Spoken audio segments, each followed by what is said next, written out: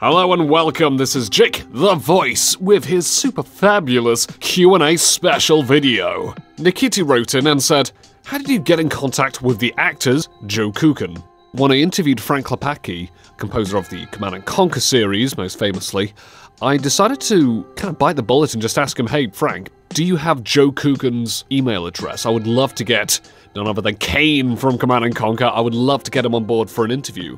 Joe sent a very interesting response. Let me read out a small chunk of it from the email. It said, Dear Jake Parr, Jake Parr is a fine name. Jake alone foments a certain amount of trust and timelessness. It is a strong name, replete with toughness and sensibility, sophisticated yet simple. If I ever had any male children, well, I would probably have them named Huckleberry or Atticus or Holden, but Jake would have been a close fourth. It goes without saying, but Joe Kukan is a very funny bloke. Itdown1337 says, what are you interested in besides voice acting? I love playing video games, games like Doom, Duke Nukem 3D, the Shantae series, Command & Conquer, Hitman, there are loads of games out there that I absolutely love to play. Video gaming, definitely yes. As for other things that I'm interested in, I run the Cyberden on Siren FM 107.3, so I do a bit of DJ radio work, been doing that for over 3.5 years now, and the show's about video games, haha. Then there's also writing about video games. I'm currently writing for a channel called GVmers. It's called Gamers, but it's spelled GVmers. Video game documentary series. I used to write for quite a few websites back in the day, like What Culture, for example, but they screwed me out of my pay and screwed me over multiple times, so whatever you do, folks, don't go over to the clickbait dump hole that is What Culture. But anyway, so plenty of writing about video games. I've been working on a script for a video game which has actually been put on hold. The script is for an indie game company called Implosive Games, set in Chile. I kind of got in contact purely by chance on a voice-acted website and said, hey, do you need a writer as well? The game in question is called Vegan Zombies. If you check out the trailer online, it does look pretty damn cool. It's been put on hold because we're working on a new game called Barren Galaxy, which is a bit like Metal Slug. So lots of enemies, one-hit kill, except with dopey aliens, which I voice, and a pretty cool announcer, who I'm also voicing as well. So definitely check that out if you want to try out the free demo. Anything to do with video games, I'm probably going to enjoy a lot. 1247, the greatest, said, any particular interview that you believe to be your favorite? The first one that comes to mind is probably going to be the interview, again, with Joe Kukan. That seems to be a bit of a fan favorite, I think. Joe Kukan was just a lovely bloke. The first thing he said was, aside from hello, complimented me for my voice, which of course is always a great way to get on my good side. If you haven't checked it out, please do, even if you're not a fan of Command & Conquer. It is just such a funny interview. I still laugh about it today. Sometimes I like to jump back into the interview and listen to that one bit when he says how he got the role of Kane in Command & Conquer. I've actually been trying to chat with a fella to animate that segment alone, but unfortunately unsuccessful. So I think the Joe Kukan interview, that was undoubtedly the funniest interview I have ever done. Then again, I have a lot of other favorite interviews out there, like interview with John St. John, the voice of Duke Nukem. I was actually quite conversational in that one when I first uploaded it. Then of course I released it in HD, re-recorded my lines, etc. But really enjoyed the conversations I had with John St. John. He loves Duke Nukem and he loves the fans a lot, so there's that. David Bateson, the voice of 47th Hitman series. And again, even when I was in my early days, when I wasn't too confident, a bit talkative, I was actually very talkative then, and David Bateson has a lovely voice. He is a true gent, and his voice is like a fine wine. It just gets better with age. His comments about, for example, the Hitman series and then the Hitman movies, which he hates. Again, love his responses on that one. Let's say those are going to be my top 3 for now. Manic Moose says, have you ever met a YouTuber called The Over Englishman? I'd love to hear an interview with you two, being that you are both voice actors and into games. Actually, I've never heard of the gent, and to be honest, I don't really have plans to interview this fella, because I try and stick with mostly voice actors, composers, developers, etc. Tate Clark asks, how do you get people to interview? Via email if they've got a website, check them out on Facebook, get in touch with their agents and see if I can heckle them down that way. On rare occasions I might check out YouTube and see if they've got an account, and of course email them that way. Simus Pasakinsa. Did I pronounce that right? Yeah, close enough. This person says, congratulations on 1339 subscribers. Will you make another interview with Kane? I've really wrestled myself over this one. I don't actually have any plans of getting Joe Cookin on board again, but to be honest, I really want to, because, don't get me wrong, the interview, short but sweet, you know, 9 minutes or so. Compare it with my modern interviews these days, which are about 20-30 minutes. The more the merrier, that's my motto. There are quite a few other questions I'd love to ask Joe, but I really do want to get him on board. But then again, I don't know, because I just think that the original interview, one of my personal favourites, one of everyone's favourites, the answer is perhaps. I'm not entirely concrete on it, there's no guarantee, but you never know. Legendary Ru Balaliaka? Close enough for me. He says, what is the worst video game you've ever played and why? A game called Medal of Honor Underground. Not the PlayStation version. I enjoyed playing the Medal of Honor PlayStation series when I was a wee nipper. Hasn't aged too well, but it's still fun. It's still fun, quite challenging at times. But I was surprised when I discovered that this awesome PlayStation game, which got a sequel, Medal of Honor Underground. Keeping in mind, this was a game where the Germans would pick up grenades, dive onto them, maybe kick them back, and even maybe get the dogs to pick them up in their mouth and jump right back at you and blow you up. So it was pretty advanced for its time. Now, imagine porting that to the Game Boy Advance. Yeah, it can't be done, and quite honestly, the Game Boy Advance version of Medal of Honor looked like complete and utter arse. It was awful. The graphics looked absolutely atrocious. Just a pixelated blur everywhere with a stock grey sky. Sound effects were really annoying because every time you shot something, you just hear something like, whoa, oh, she swore. What is going on? Some of the sound effects made absolutely no sense whatsoever. It actually sounded like I was just taking pot shots at rubber ducks and toys, bouncing bullets off, going, it was just so irritating to hear. I couldn't even get past level 2. I couldn't beat it. Honest to God, I didn't want to beat it. It was just absolutely atrocious. Emmy Sprout says, hey Jake, and congrats on reaching 1337 subs. Oh, thank you. Here's some questions I thought of you to answer. Number 1. If you could cosplay any character from your favourite fandom, what would it be and why? I've never actually cosplayed as anything. Usually because A, money, I'm stingy with my money, and B, I don't have the time to go on these sort of things. In any case, if I could cosplay any character from any favourite fandom, that's a tough one. I mean, I always thought that I would be a bit weird if I dressed up as, for example, an Inkling from Splatoon, considering I'm about almost 6'4" high, pretty lanky built bloke. Seeing me walking around with Inkling kind of floppy hair on me, with the pointy teeth and the ink gun, etc., it would make me look pretty weird. If I was maybe a foot shorter, then I probably would actually. I'd probably go for that. Maybe someday if I do go as something, cosplay as something, I might go as maybe Elle from Death Note, because I do like a bit of anime myself, and also best husbando. But anyway. Number 2. In your opinion, what makes a solid script for video game-related topic videos? Any sort of well-researched video that can be, if it wants, a bit cheeky and a bit jokey at times. I think that's a good combination right there. Knowledge and humor, you know, charisma and intelligence. I think that's something that more video game-related topic videos need to do these days. Number 3, top 5 favorite voice actors. Well, some of them I've already interviewed.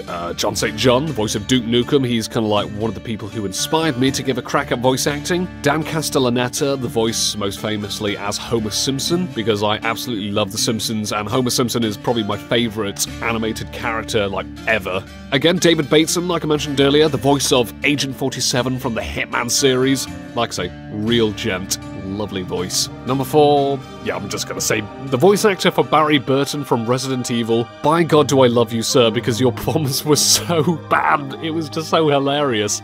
Honestly God, Barry Burton is just such a quotable, unintentionally hilarious character from the Resident Evil series, more specifically, of course, the first game. I can't even remember his name, I've never learnt it, but I love it.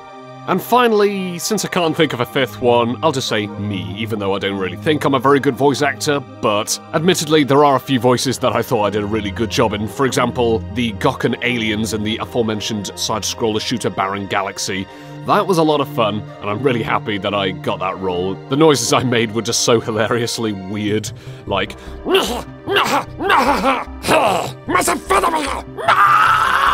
so I guess I deserve the 5th spot, I suppose. Like I said, even though I don't think I'm actually a very talented voice actor, but hey, I'm not very good at making lists, I suppose. Number 4. How did the name for your podcast, The Cyberden, come about? You know, very few people have actually asked me that question. The Cyberden actually spawns from the PlayStation 2 shooter Timesplitters. Now, the Timesplitter series, that's one of my favorite series. It's dopey, it's silly, it's over the top. I mean, you can play as a monkey with a flamethrower fighting zombies and robots in a disco. The first game I played in the new millennium, I was about 6 years old, and I was like, whoa, I'm playing a video game, but what if I fail? I might lose. And winning, getting better at it, thinking, wow, this is awesome fun, yeah, I love it. And there was a level called Cyberden. That was one word though, Cyberden. When I was thinking of names, when I was actually thinking of names for the show when I was starting, I just thought, okay, come on, just think of video game levels. Maybe I can pull a name from there. And I thought, Timesplitters, well, there's the Egyptian Tomb, Chinese restaurant, Cyberden. Hey, Cyberden, that has a ring to it. So that's how it came about. I got it from the first Timesplitters game. And 5, least favourite foods.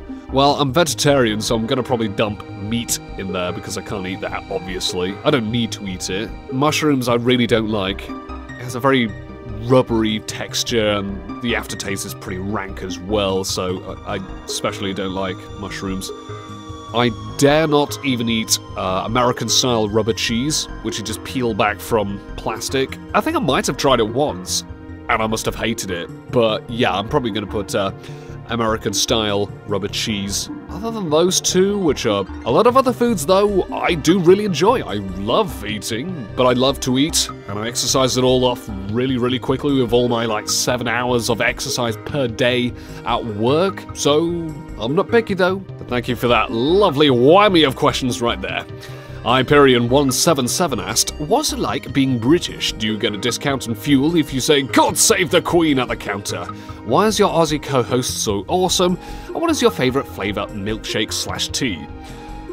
Well, my Australian mate, it's pretty good being British, especially in my case with this voice, because a lot of Yanks, etc., they like to compliment it. That makes me smile. Do you get a discount on fuel? I don't even have a car. I wouldn't mind some discount petrol because, I gotta get back at my enemies somehow, so I think arson is the way. Yes, Hyperion is indeed my co-host on the Cyberden, Siren FM 107.3, every Wednesday 10 till 12 GMT. If you want to check out the highlights of the show, please check them out. Search the least worst bits of the Cyberden. And yes, Hyperion, this Australian bloke, had joined up maybe just over a month ago, maybe, no, 2 months ago, something like that. By God, was that a great decision. I love this guy. He really is an awesome fella for some top-quality Aussie-style banter. That's what I love about you, mate. Favourite milkshake? I love a thick chocolate milkshake. And finally, no, I hate tea. I'm a disgrace to my own kind, aren't I? Benko wrote in and said, hey Jake, first of all, congrats for getting 1.3k subscribers. I would like to know how hard it is to contact people for the Cyberden. Also, since you have experience with voice acting, do you have any tips for people like me who might want to pick it up as a hobby? Like I say, it's not too difficult trying to get in contact with people. I do my detective work to try and track them down. As for voice acting, for some quick-fire tips, don't waste your money on big, overly expensive gear. Do it on a budget. Do your research, try and find a quality mic, headset, etc. Nothing too drastic or cheap-ass, you know, not one or the other. Do it for fun. Don't do it for money or fame or anything like that. You're not going to get fame and money when you start off, trust me. No one does. Make a demo reel, 1 minute long, 8 seconds of audio for each take. Make sure that each take is authentic. You know, not screeching like, hello, I am talking like this, because that's not acting. Voice acting is not just silly voices. You've got to actually act and emote, etc. Also, I recommend getting some sort of stage work, like drama classes at school or university. It doesn't have to be part of the course, it can be something like an after-school club or anything like that. Or any sort of like drill hall nearby that does a bit of improvised drama sessions. Again, I recommend that too. And whatever you do, avoid people who say, hey, I can teach you voice acting for $200 or $300. Don't, that is a waste of money, far too much cash. Hell, I could be a teacher for you if you give me maybe 40 or 50 American dollars for an hour. I can teach you over Skype, something like that, much cheaper, and you're probably going to learn more out of it, really. But these online classes for like 3-digit numbers, not worth it. And enjoy it while you can, really. That's a condensed version right there of what to do if you're starting off as a voice actor. Doc says, who is your favorite Suda? Was it Sudare? I don't care. I know who my favorite is. It's you, of course. Cause I like you a lot. Don't take that too seriously, alright? Hands where I can see you. It's the Slime wrote in and said, why do you have such smexy voice? Well, Slimy, you see, it reminds me of a time when I used to, all those years ago, not have this voice. It sounds weird. To be honest, I wish I had more women comment and say that I have a sexy voice. It's mostly men actually saying it. Not in a flirty way, of course, not in a flirty way, but I mostly get men and maybe adults, like middle-aged women and beyond, say, oh, you got a really lovely voice, etc. Aside from one person who ended up being my girlfriend for a couple of months. She thought I was like 28 like her, but I was actually 21 at the time. But it didn't stop her. I'm still a little bit stumped how I'm not getting more chicks this way by just talking merely like this, considering everyone keeps saying, oh, you got a lovely voice, it's great, it's awesome. And I think, is it? Well, thank you. I guess if it gets me money and lots of compliments, I shouldn't complain, right? Thing is, when I was younger, I had the voice. I had it since puberty, I think, but it didn't sound as powerful. I guess people at school were already kind of used to it, same with my dad and the rest of my family. I didn't actually have the confidence to kind of stand up and, you know, be more jokey and banterous and self-mocking like I am these days. I used to be quite sensitive, a bit quiet. I didn't really use the power of my voice to my full potential. Unlike these days, of course. This is me talking normally, naturally, you know, being enthusiastic. So I hope you're enjoying my smexy voice right now. Smexy, I'm gonna have to use that word now next time. Ruling Chicken wrote in and said, what has been the most interesting interview so far? Also, what do you do in your free time? I'm probably gonna have to say the interview with Running with Scissors, the creators of the Postal series. That was a pretty damn awesome interview, actually. That's definitely one of my favorites. I ended up chatting with them for just under an hour in total for the interview. They gave me an interesting request. They said, Jake, could you please not edit any of this audio? Don't edit any of our answers. And I said, okay, that's absolutely fine by me. I'll put the uncut version on YouTube. I'll make a radio edit version, of course, for the radio. I learned quite a lot about the Postal development scheme, because I was just like playing the series and I thought, yeah, this is pretty dopey and stupid, but I enjoy it. And I thought, okay, let's get some more info behind the scenes of the series. And I learned that, the first game especially, that was a really interesting development scheme, as they told me. Again, definitely recommend checking the full interview out. But trying to get past the government, the censors, even the Postmaster General, all of these were just gigantic obstacles in their way. This was really risky for them, because it was getting banned in over 10 states or something like that. Trying to get that out without going financially belly up as a company, that was tough. That was incredibly tough for them, and that was really fascinating to know that. That one's definitely a really eye-opening one, considering I kind of walked in and I didn't know much about the Postal series, so some of the questions, I admit, I asked something, I was incorrect, but it prompted some long discussions. Another one actually has to be an interview with Lee Jackson, composer for the Duke Nukem series, Rise of the Triad, Shadow Warrior, etc. And of course he created the Duke Nukem 3D theme grab bag. I really enjoyed chatting with Lee.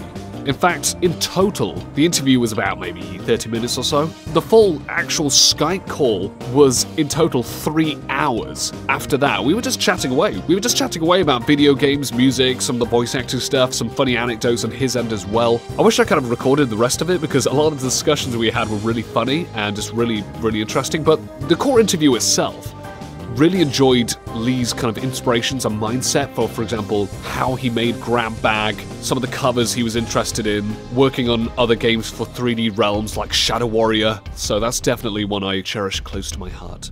Hikari VA asks 4 questions here. Number 1, how did you get into voice acting? When I was younger, I always enjoyed impersonating characters from TV shows, video games, then doing it to my brother, then sharing them with my mates, etc., just for a giggle. Then I started to take it a bit more seriously after I joined Siren, and in between interviews, I would always end up asking people for advice. Any sort of stuff that could help me out. For example, any tips on how to go for this sort of voice, or what would you recommend for my demo reel? So that information was pretty handy. When I interviewed Frank Lepacki, Command & Conquer's composer, he was the first person to ask me, hey, could you make a demo reel for me? You've got an awesome voice. Well, admittedly, I made a pretty awful demo reel and like 3 other awful demo reels after that, but the 5th one, which is the one on my channel now, that was the proper good one that's actually got more attention my way. But anyway, long story short, I got into voice acting because I like doing silly voices, took it a bit more seriously, practiced in between interviews with Siren FM equipment, got my own microphone, started getting my name out there, refining my skills, practicing more, etc. Number 2, what do you enjoy about voice acting? I enjoy being able to put on all these different voices, just emoting, becoming an entirely new person out of it. Usually I do enjoy doing the quirky comedic stuff, that always makes me laugh, and knowing that it's making other people laugh, that always makes me feel good about it at the end, when I'm able to listen to the final product, and then I could listen to it like multiple times over and think, yeah, I enjoy it. Those are some of the most satisfying moments with voice acting, actually being able to listen to your performances and think, this was actually pretty good, because I'm usually pretty critical of myself. Usually I'm like, no, it was rubbish, and I don't know, could have been better here and there, no matter what people say. If it's, yeah, it's great though, Jake, or it's okay, Jake, you know, either way, I'm usually going to say, nah, that was rubbish. But, of course, I do enjoy doing the bad guy voices as well, some of the crazy or the rather sinister, evil, diabolical ones. There are quite a few of my demo reel that I'm especially proud of. I'm sure you can probably pick them out if you give a listen yourself, you know. Number 3, what are your hopes for yourself in the future? Personally, things are going pretty well right now. I've got a stable job paying rent for me, I've got my voice acting, got the writing for a video game, and freelance writing for YouTube channels. I've got the radio work at Siren FM, getting my name out there, etc. If anything, what I want more out of the voice acting stuff is pretty much just making a name for myself. I just want a bit of fame. Bit of a stock answer, I know, but I just want to get my name out there. I just want to be recognized by people on the interwebs and kind of become like one of those sort of famous voice actor people out there. But most of all, just keeping at it really and making sure nothing will stop me. And finally, number 4, how are you today? I feel wonderful. Thank you very much for asking. Hope you're feeling wonderful as well. And that's it for the Q&A. Thank you very much, everyone. Stay safe.